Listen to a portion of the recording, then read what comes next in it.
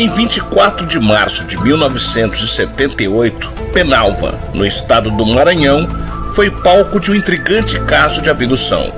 Pouco depois da extraordinária onda ufológica conhecida como chupa-chupa. Era sexta-feira santa e logo depois do meio-dia, o protagonista do caso, Luiz Carlos Serra, na época com 16 anos, encontrava-se a oeste da cidade, em uma área de mato denso, pegando goiaba. Em dado momento, ele ouviu um barulho muito forte que o assustou.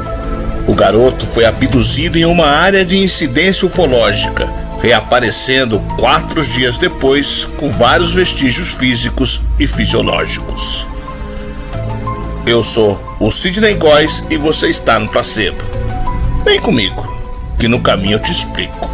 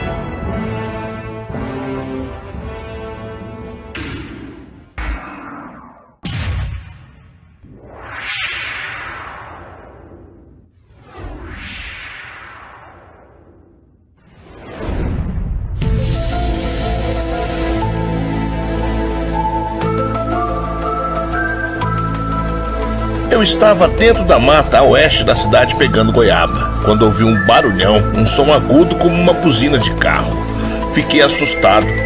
Olhei para cima e vi uma luz muito brilhante, maior que o sol, com cerca de 5 metros de largura. Estava bem acima das palmeiras, era redonda e branca. Machucava os olhos e eu só consegui olhar para ela por pouco tempo.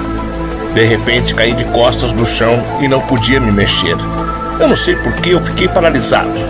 Só conseguia ouvir e ver. Fiquei deitado no chão por um tempo. Aí comecei a subir no ar e, de repente, vi um objeto acima das árvores. Alguma coisa estava me puxando, mas eu não sei o que era. Fiquei surpreso. Não via nada me segurando nem me tocando. Levou só alguns segundos. Eu não estava com medo. Olhei para o objeto enquanto ia subindo. Era redondo e tinha 4 bolas na parte do fundo e uma delas estava iluminada. Quando cheguei bem no alto, percebi uma cúpula em cima e 3 janelas ao redor dela. Só uma das janelas estava aberta e eu entrei por ela, deitado, a cabeça primeiro. Tinha cerca de 1 metro quadrado. Quando entrei no objeto, caí no chão, mas não com força. Não parecia muito grande por dentro. Era mais ou menos do tamanho de uma sala com uns 9 metros quadrados. Eu fiquei deitado com a barriga para cima, ainda paralisado, e não podia olhar em volta. Nesse ambiente, Luiz viu 3 pequenos seres com aproximadamente 1 metro de altura. Todos vestiam uma espécie de escafandro, sendo de aspecto metálico que cobria o corpo inteiro. Nas costas havia uma espécie de mochila pequena. Também vestiam luvas e botas, e havia na altura dos olhos uma espécie de visor de vidro. Estavam conversando, mas eu não entendia o que eles falavam. Suas vozes eram altas, mas não pareciam humanas. Eram muito graves. Eu continuava deitado naquela posição, mas já podia olhar ao redor. Havia 3 cadeiras, como poltronas de alumínio. Os braços eram feitos de borracha. Estavam de frente para a parede, que era branca e não havia nada nela. Eu não sentia, mas sabia que estávamos nos movendo. Fazia um barulho muito alto. Fui levado a uma terra estranha sem árvores e só com grama alta. Não sei quanto tempo levamos para chegar lá. Saí pela janela da mesma forma como entrei, sem nada apoiando minhas costas. Ainda estava paralisado. Era um lugar estranho que eu não conhecia. Parecia um campo, mas sem pássaros ou lagos. A grama era muito alta, cerca de 1 metro. Não vi nenhuma casa ou prédio. Não dava para ver o céu. Não havia árvores nem estrelas. Era muito escuro. Eu ainda estava paralisado. Então, aquelas pessoas se aproximaram de mim e puseram um tubo em meu nariz. Não doeu, Depois colocaram uma bola transparente em minha boca e um líquido desceu pela minha garganta muito rápido. Peguei no sono e não sei o que aconteceu depois, até eu acordar no mato. Luiz Serra acordou no começo da noite da segunda-feira seguinte, 27 de março, em um matagal ainda em Penalva. Assustado, ele gritou por socorro. Nas proximidades desse local, José Ribamar dos Santos pescava tranquilamente e ouviu o grito de Luiz Serra. José entrou no mato e encontrou Luiz caído, atordoado e aparentemente paralisado. José reconheceu Luiz Serra e, sabendo que estava desaparecido desde sexta-feira, tratou de levá-lo de volta à sua família. Ele parecia atordoado, não parecia machucado e não estava chorando, mas não conseguia se mexer. Ajudei-o a se levantar, mas ele caiu de novo, por isso precisei carregá-lo até o meu barco e levá-lo para minha casa. Ele não disse nada depois que ouviu seus gritos.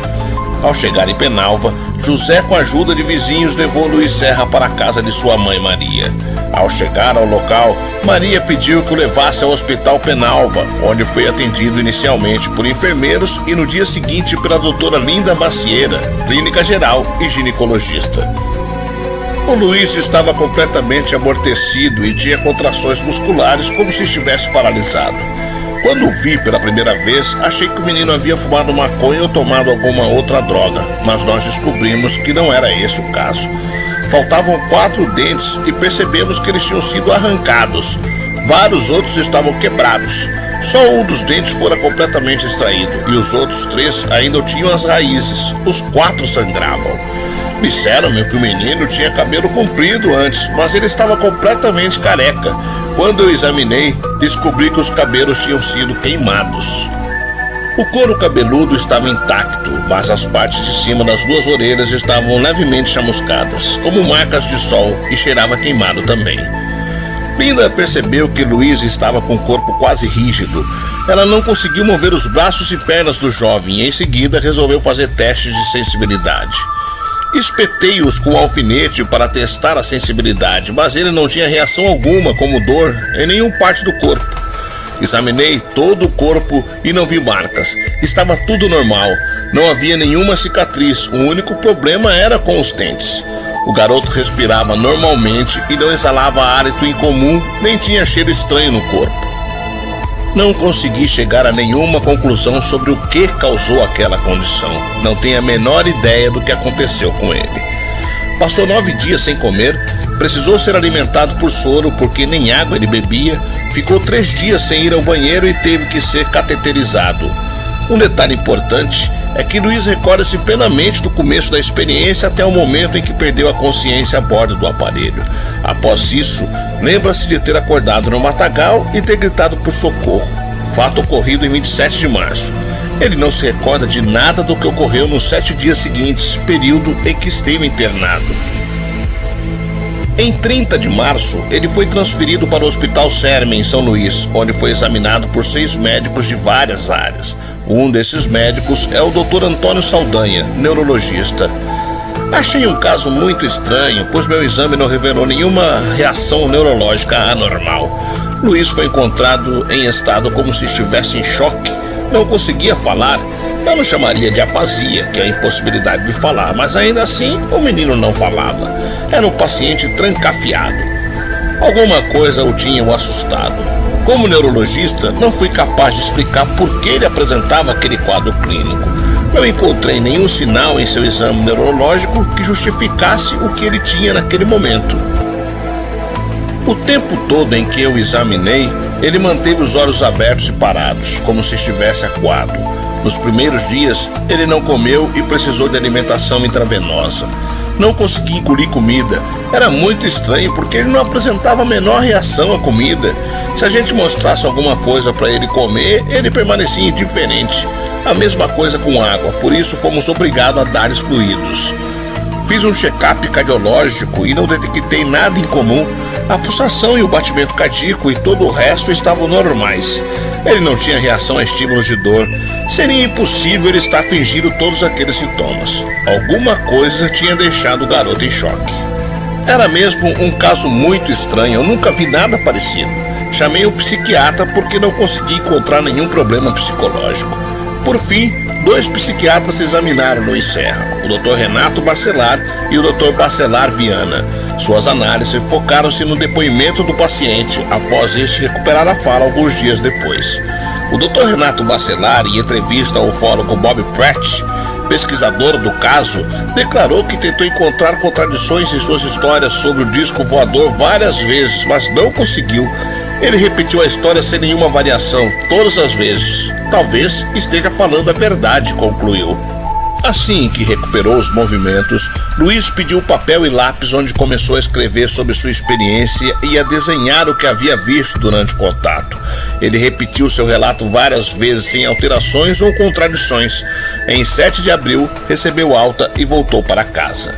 O ufólogo Bob Pratt entrevistou várias pessoas na cidade que confirmaram os fatos ocorridos na ocasião. Um deles é João Francisco Mendes, então prefeito da cidade. Ele declarou que Luiz Serra é tido como um rapaz honesto, humilde e que não teria motivos para inventar uma história dessa natureza, ou mesmo fugir de casa. Ele acrescenta que na ocasião do desaparecimento, várias pessoas da cidade observaram o objeto luminoso sobrevoando a região.